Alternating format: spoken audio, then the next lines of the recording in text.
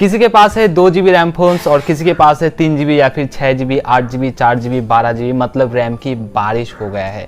और यहाँ पे प्रोसेसर की भी कोई कमी नहीं है। क्वालकॉम की, मीडियाटेक के, फिर किरिन, एक्सिनोस, बहुत सारा प्रोसेसर्स आजकल मार्केट में है। लेकिन सवाल ये नहीं है, सवाल ये है कि आखिर कितना ऐप इंस्टॉल कर सकते हैं हमारे फ़ोन में, यानी कि एक एंड्रॉयड फ़ोन में हम कितना ऐप्स इंस्टॉल कर सकते हैं, ये एक बहुत बड़ा सवाल है।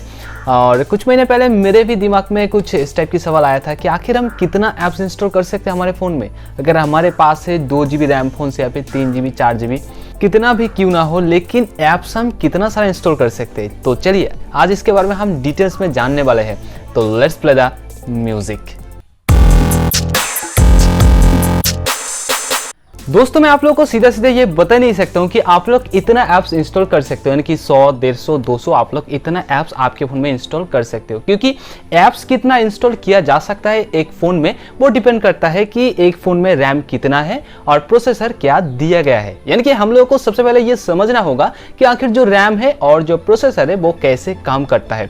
और इस चीज़ को समझने के बाद आप लोग खुद डिटरमाइन कर पाएंगे कि आपके फ़ोन में आप लोग कितना ऐप्स इंस्टॉल कर सकते हो और लिमिट कितना है आपके फ़ोन के लिए, ठीक है, यानी कि ऐप्स इंस्टॉलेशन के मामले में। तो चलिए सबसे पहले हम बात करते हैं रैम की। आखिर ये जो रैम है ये कैसे काम करता है और रैम कितना होने पर हम लोग कितना ऐप्स इंस्टॉल कर सकते हैं। दोस्तों हर एक एप्लीकेशन की बैकग्राउंड प्रोसेस होता है। तो मान लीजिए आप लोग यूज़ कर रहे हो WhatsApp, Facebook, Instagram, Facebook light नहीं, ठीक है, फेसबुक जो बड़ा वाला एप्लीकेशन है, फेसबुक मैसेंजर, ट्विटर और video editing apps like KineMaster, power director, photo editing apps जैसे कि स्नैपसीड, लाइटरूम और पिक्सर, ठीक है, बहुत सारे एप्लीकेशंस हम यूज़ करते हैं हमारे फ़ोन में। तो उन सारे एप्लीकेशंस की बैकग्राउंड प्रोसेस होता है। तो मान लीजिए आप लोग व्हाट्सएप को ओपन किए हो और व्हाट्सएप को यूज़ कर रहे हो, तो व्हाट्सएप को चलाने के लिए जो भी फाइल्स की ज़रूरत पड़ता है वो सारा फाइल्स टेम्पररीली रैम में आकर शिफ्ट हो जाता है, ठीक है। और जब तक आप लोग यूज़ करते हो व्हाट्सएप को सामने, ठीक है, यानी कि आप लोगों ने ओपन की है, तब तक व्हाट्सएप पूरा रैम यूज़ करता है जितना भी चाहिए उसको, ठीक है, यानी कि जो भी फाइल्स है व्हाट्सएप को चलाने के लिए जो भी ज़रूरत पड़ता है वो सारा फाइल्स रैम में आकर टेम्पररी शिफ्ट हो जाता है।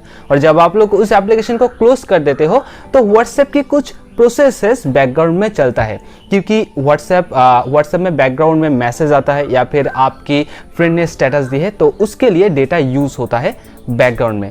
तो यहाँ पे व्हाट्सएप कुछ प्रोसेसेस बैकग्राउंड में हमेशा ऑन रखता है ताकि वो सारा काम कर पाए आपके फ़ोन में। जितना ज़्यादा आप लोग एप्लीकेशंस इंस्टॉल करोगे उतना ही ज़्यादा बैकग्राउंड प्रोसेस होगा। तो मान लीजिए आप लोगों ने 100 एप्लीकेशंस इंस्टॉल की है आपके फ़ोन में और ऑलरेडी 50 एप्लीकेशन इनबिल्ट कंपनी या फिर ब्रांड दी है आपके फ़ोन में, तो कितने एप्लीकेशंस यहाँ पे हो गए?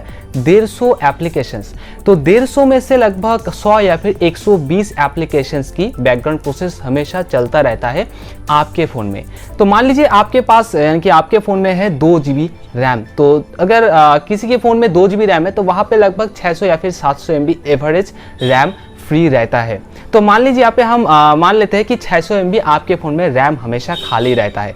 अगर आपके फ़ोन में है 150 एप्लीकेशंस तो उसमें से 120 एप्लीकेशंस की बैकग्राउंड प्रोसेस हमेशा ऑन होगा। तो यहाँ पे 120 एप्लीकेशंस लगभग बैकग्राउंड में 200 या फिर 250 MB रैम यूज़ करेगा। तो 600 में से 200 या फिर 250 अगर हम माइनस कर दें तो यहाँ पे खाली रहता है 400 या फिर 350 MB। तो आपके फ़ोन में अभी है 350 MB रैम फ्री। तो इतना फ्री रैम में अगर आप लोग एक गेम को ओपन करते हो तो वहाँ पे वो गेम लैग होना शुरू कर देगा। लेकिन क्यों? क्योंकि दोस्तों यहाँ पे गेम को खेलने के लिए बहुत सारा रैम की ज़रूरत पड़ता है। तो यहाँ पे आप लोग को एक चीज़ ध्यान में रखना होगा कि रैम के भी टाइप्स होता है, ठीक है, यानी कि रैम वीक, पावरफुल या फिर एवरेज टाइप की रैम्स होता है, ठीक है, यानी कि रैम के ऑप्टिमाइजेशन भी होता है। तो मान लीजिए आपके पास है एवरेज या फिर वीक टाइप की रैम। आप लोग रैम्स को चेक कर सकते हो कि आपके फ़ोन में किस टाइप की रैम दिया गया है। गूगल में जाके आप लोग आपके फ़ोन की मॉडल को लिखकर सर्च कर सकते हो, स्पेक्स देख सकते हो और आपके फ़ोन में किस टाइप की रैम दिया गया है वो भी आप लोग देख सकते हो। तो मान लीजिए आपके पास जो रैम है वो ठीक से ऑप्टिमाइज नहीं कर पाता है बैकग्राउंड प्रोसेसेस को। तो आपके फ़ोन में है 350 MB रैम फ्री, तो वहाँ पे अगर आप लोग गेम को खेलते हो तो गेम बहुत ही ज़्यादा लैग करेगा क्योंकि ठीक से ऑप्टिमाइज नहीं कर पाता है अगर आपके पास है वीक या फिर एक एवरेज टाइप की रैम है, ठीक है। तो यहाँ पे शायद आप लोगों को क्लियर हो गया है। अगर आपके पास 3 GB रैम है तो 3 GB रैम फोन्स में लगभग 1.5 GB या फिर 1.8 GB तक रैम फ्री रहता है। तो यहाँ पे हम एवरेज मान लेते हैं कि 1.5 GB आपके फ़ोन में रैम फ्री हमें हमेशा रहता है।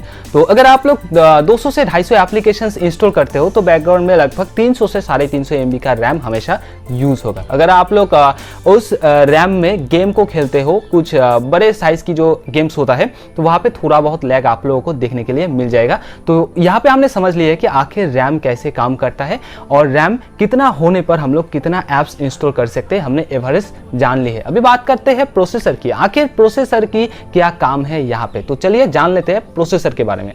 दोस्तों, जैसे रैम की ऑप्टिमाइजेशन होता है, प्रोसेसर के भी ठीक सेम ही तरह ऑप्टिमाइजेशन होता है एप्लीकेशंस की। तो यहाँ पे एक फोन की परफॉर्मेंस डिपेंड करता है कि रैम की ऑप्टिमाइजेशन कैसा है और प्रोसेसर की ऑप्टिमाइजेशन कैसा है। तो अगर आपके फोन में स्ट्रॉन्ग प्रोसेसर नहीं है तो वहाँ पे एप्लीकेशंस ऑप्टिमाइजेशन अच्छा नहीं होगा और आप लोगों को परफॉर्मेंस ज़्यादा स्मूथ देखने के लिए नहीं मिलेगा। तो मान लीजिए आपके फ़ोन में 200 या फिर 250 एप्लीकेशन है, 3 GB रैम है आपके पास और स्नैपड्रैगन 665 है, तो वहाँ पे ऑप्टिमाइजेशन लगभग आप लोगों के पास अगर 200 से 250 एप्लीकेशन है तो ऑप्टिमाइज ठीक से कर पाएगा। लेकिन अगर आपके पास और भी बहुत ज़्यादा एप्लीकेशन है, मान लीजिए 300 से 350 एप्लीकेशन, तो वहाँ पे ऑप्टिमाइज ठीक से नहीं कर पाएगा बैकग्राउंड प्रोसेस को, रैम और प्रोसेसर दोनों ही। तो यहाँ पे शायद आप लोगों को क्लियर हो गया है कि आखिर ये जो रैम है ये कैसे काम करता है और ये जो प्रोसेसर है ये कैसे काम करता है। आप कितना ऐप्स इंस्टॉल कर सकते हो ये डिपेंड करता है आपके पास रैम कितना है और प्रोसेसर किस टाइप की है, यानी कि स्ट्रॉन्ग है, वीक है या फिर एवरेज है। तो आप लोगों को मैं एक आइडिया देता हूँ कि अगर आपके पास 3 GB रैम है और 665 प्रोसेसर है तो आप लोग 200 से 250 एप्लीकेशंस इंस्टॉल कर सकते हो और आराम से आप लोग चला सकते हो आपके फ़ोन में। और ठीक इसी ही आइडिया को हर एक प्रोसेसर या फिर हर एक रैम में आप लोग अप्लाई करके वहाँ पे आप लोग कैलकुलेट कर सकते हो कि आप लोग कितना ऐप्स इंस्टॉल कर सकते हो। ओके, तो शायद आप लोग को क्लियर हो गया है। और यहाँ पे मैं आप लोग को सजेस्ट करूँगा जो भी अननेसेसरी एप्लीकेशन है उसको इंस्टॉल मत करो, क्योंकि जो भी एप्लीकेशंस आप लोग यूज़ नहीं करोगे उन सारे एप्लीकेशंस को रख के कोई भी फ़ायदा नहीं है। ठीक है, तो शायद आप लोग समझ गए हो कि आखिर हम लोग कितना ऐप्स इंस्टॉल कर सकते हैं। और आई होप कि ये वीडियो आप लोगों को अच्छा लगा। अगर अच्छा लगता है तो एक लाइक ज़रूर करना और अगर मन में कोई भी डाउट है तो नीचे कमेंट सेक्शन में मुझे ज़रूर पूछना। तो हम मिलते हैं नेक्स्ट वीडियो में। लेकिन हाँ, अगर आप लोग इस चैनल पर नए हो तो सब्सक्राइब ज़रूर कर लेना। तो मिलते हैं नेक्स्ट वीडियो में।